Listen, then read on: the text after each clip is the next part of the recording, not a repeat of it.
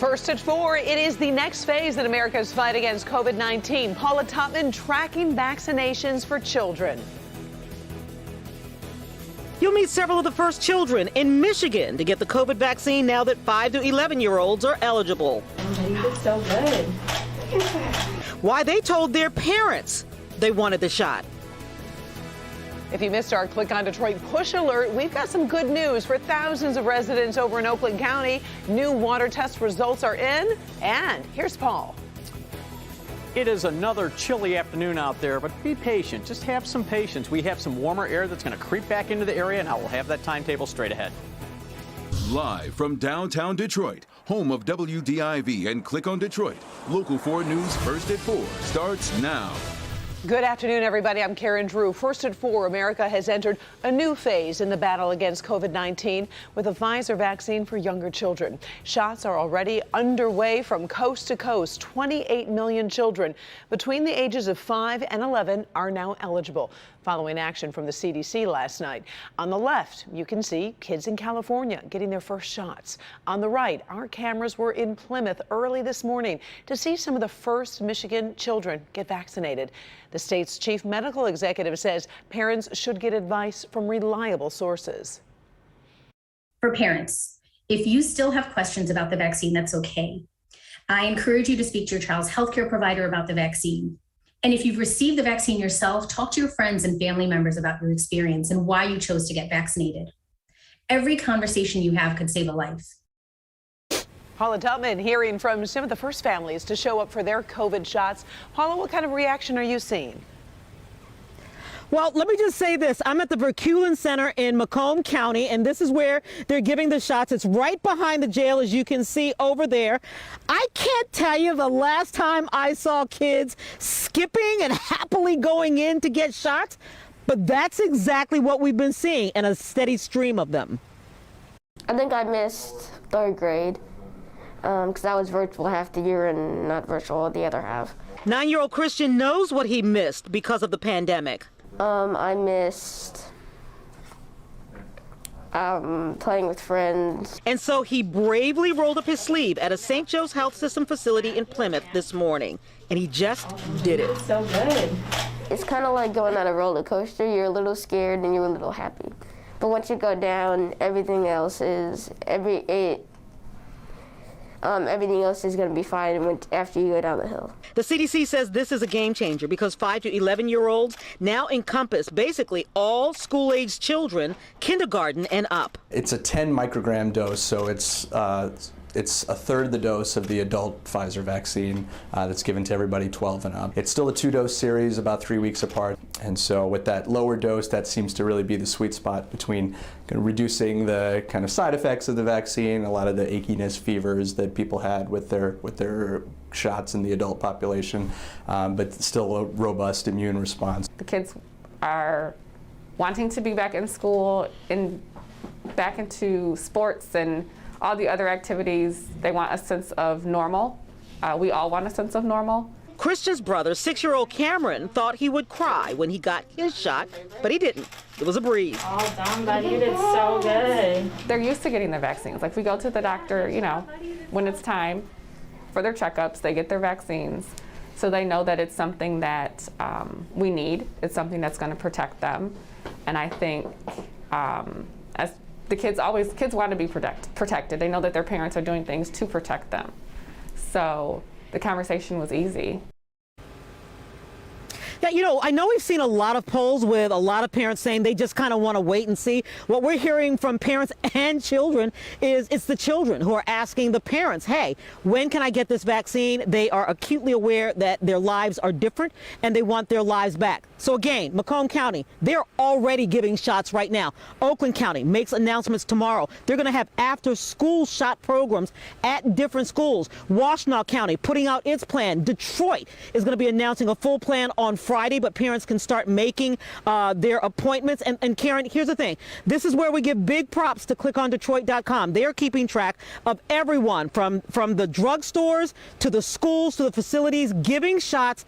Stay in touch with clickondetroit.com. ClickonDetroit.com. You want that shot right now? They can tell you where to get it. They definitely have been putting a lot of man hours in terms of tracking every single thing and making it easier for families. Thank you, Paula. We appreciate it. And also, as Paula mentioned, we are tracking all the different places the vaccine will be available for children.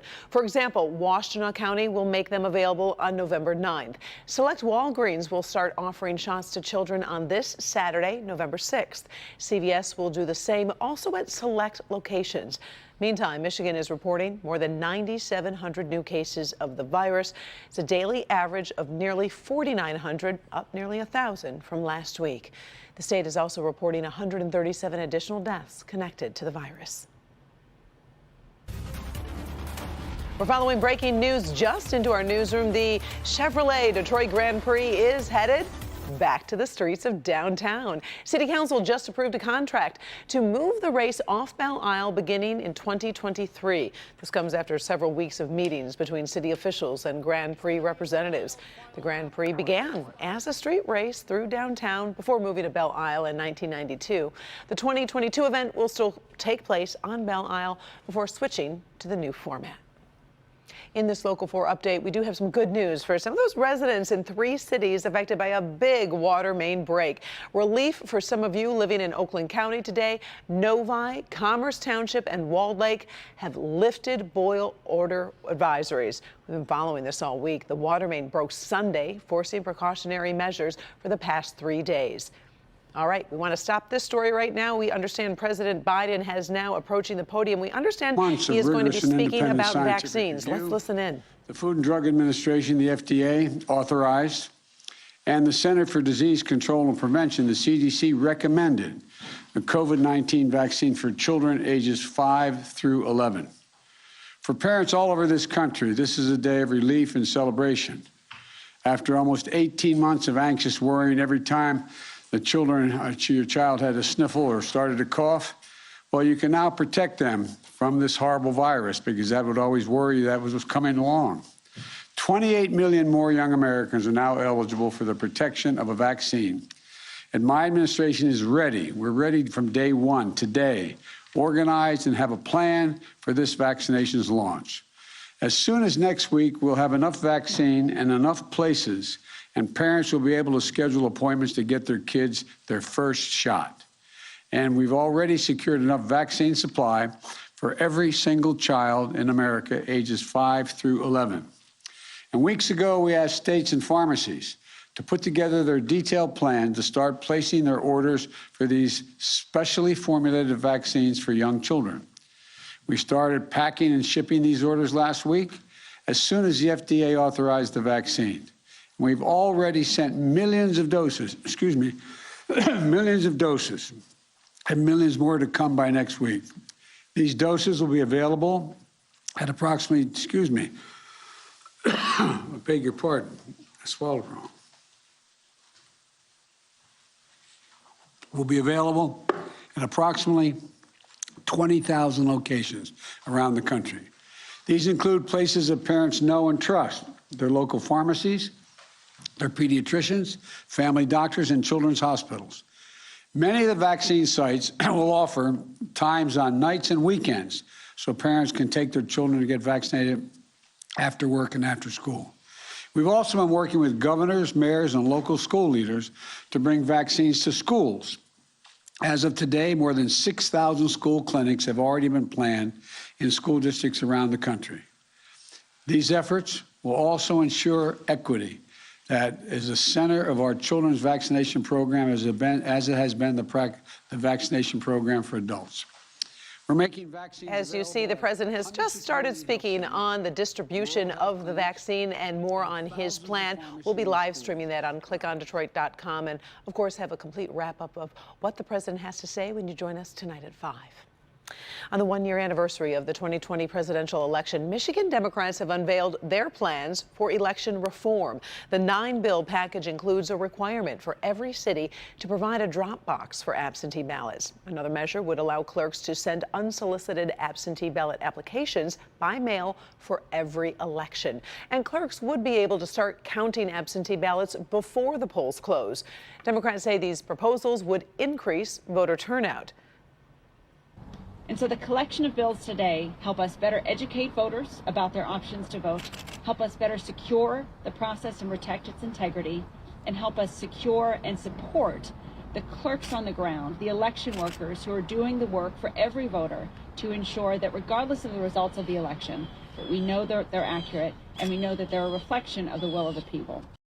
Some of the proposals are in direct response to a competing plan from Republicans. The Republican-led legislature passed several bills that place new voter ID requirements and ban the unsolicited mailing of absentee ballot applications. Governor Whitmer vetoed them.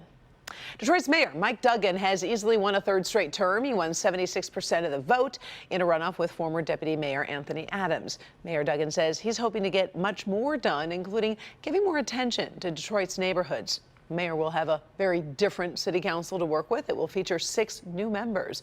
We'll be talking about the winners and the future of the council when you join us tonight at 5. Over now to Dearborn. Michigan State Representative Abdullah Hammoud is making history as the city's first Arab American mayor. A final unofficial vote shows him winning that race. Hammoud is also a Muslim, and his parents immigrated to the United States from Lebanon. If you missed any results in other local races, remember, you can see a list of all 216 races at clickondetroit.com. They're separated by county and also listed under each city or township. Make sure to check it out on our homepage. Still ahead, attention savvy shoppers, we're going to talk about a retail partnership that could bring something unexpected to a grocery store near you. In news from around the world, there's been a disturbing tragedy at a tribute concert for the legendary pop group ABBA. And as we look at downtown Ann Arbor, there's some encouraging news in the forecast. Paul says, oh, we got a warming trend. He's got details in a few minutes.